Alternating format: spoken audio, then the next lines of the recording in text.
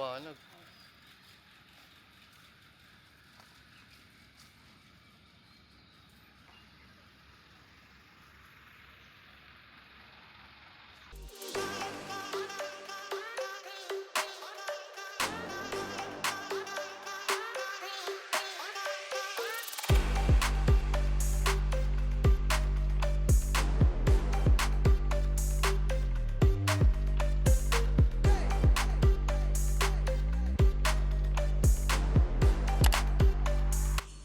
Yo, what's up? Welcome to the channel once again. Yo, it's 5:52 in the morning. Nandito na naman po tayo sa panibagong episode ng aming session. Let's go! Nga pala, hindi na namin na-vlog yung pagpunta namin dito kasi sa umaga, dire-diretso kasi kami. Yung transition namin sa umaga masyadong mabilis. So, nandito kami ngayon sa Yunlong 24/7 gym. Ngayon, gagawin natin is mag-chest tayo. Pero dumbbell. Dumbbell tayo this time. So, let's go. So, warm up muna tayo. 2 12.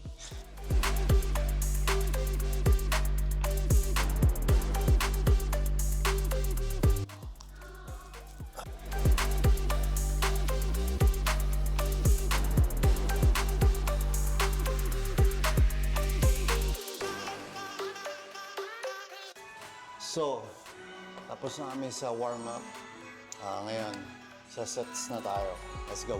20 kg tayo. Dumbbell.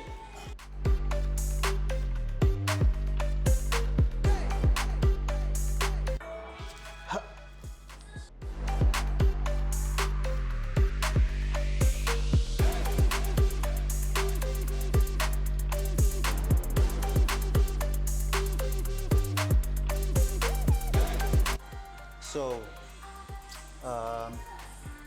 25 na tayo.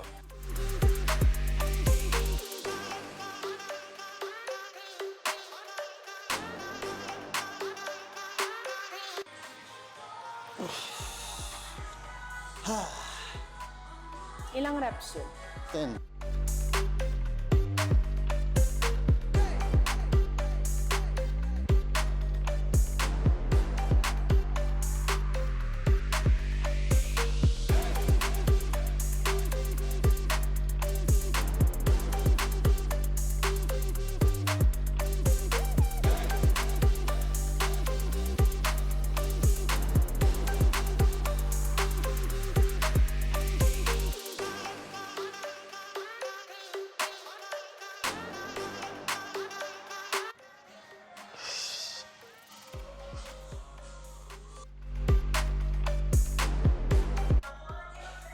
So yun, 30. So like I said, half ng weight niya. Ano yun sa akin, mga 16. Ang mahirap. Dito sa pregnancy na to, hindi yung pag-lift ng weight. It's paghiga, pag-angat.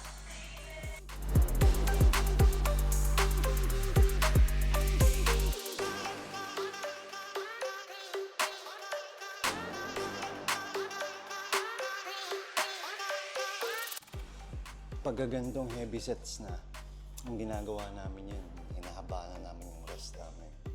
So, ang rest namin, umaabot ng 2 minutes or Mga 2. or ganun or less.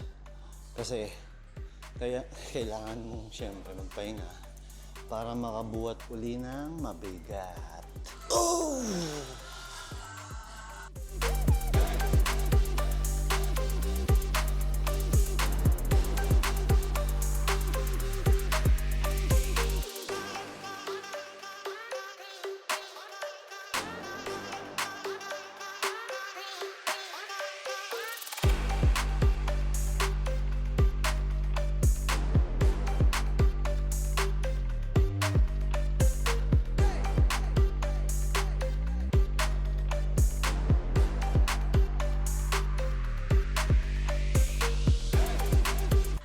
Okay. Kailangan ko ng spot sa 20 kilos.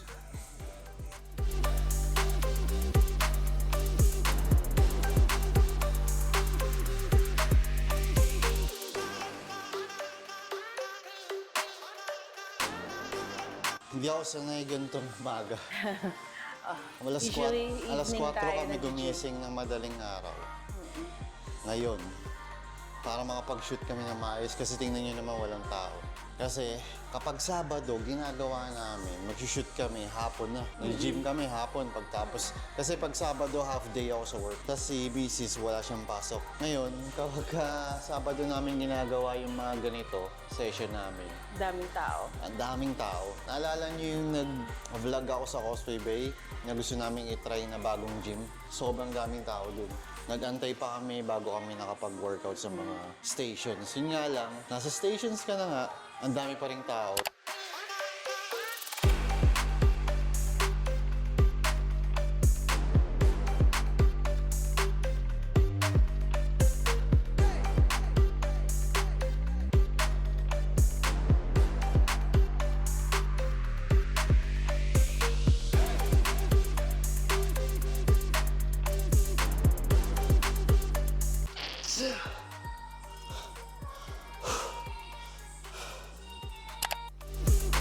Oh, so tapos kami sa dumbbells.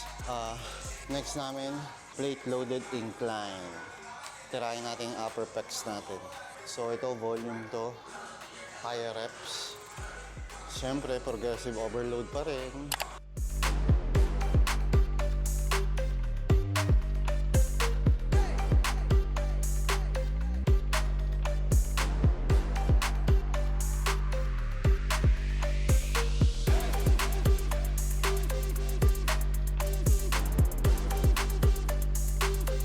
Tapos yan ah. Yeah. Snap. So, dagdag tayo.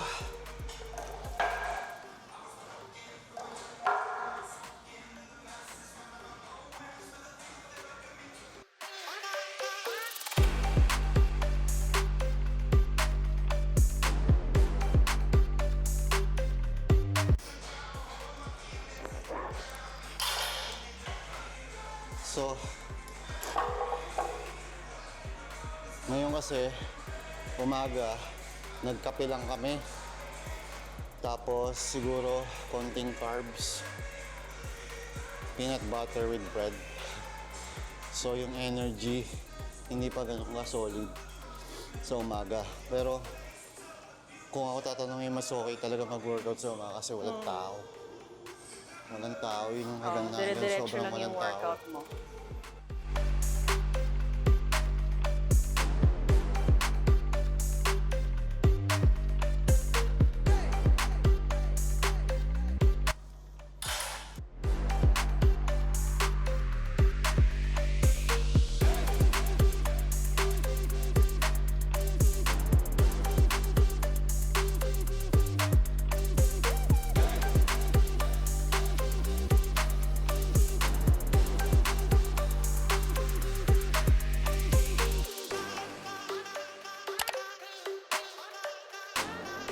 Yun lang. May mga tao na asin dumating so hindi na namin. Tsaka nag-focus na rin kami sa pagbubuhat.